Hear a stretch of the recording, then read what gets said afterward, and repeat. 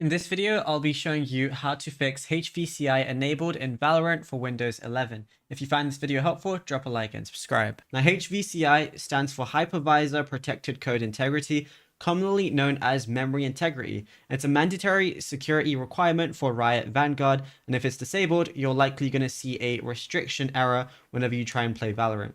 So the easiest method to do it is within your Windows settings. So what you're going to do for both Windows 10 and 11 is firstly click the start menu, and then you want to go to search and then type in core isolation. Once you type in core, you're probably just going to see core isolation anyway.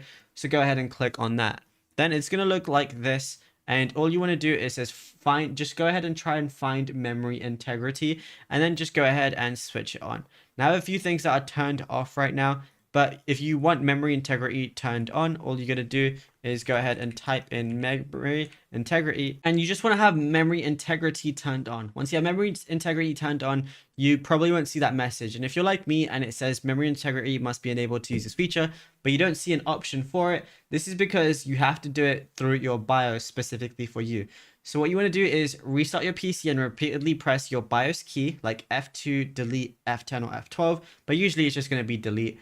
Then you're going to be entered into your BIOS menu. Look for a tab named Advanced CPU Configuration or Security. And if you have an Intel CPU, then you're just going to enable Intel Virtualization Technology or VTX. And if you have an AMD CPU, enable SVM mode or Secure Virtual Machine. And then that's it. You'll be good to go.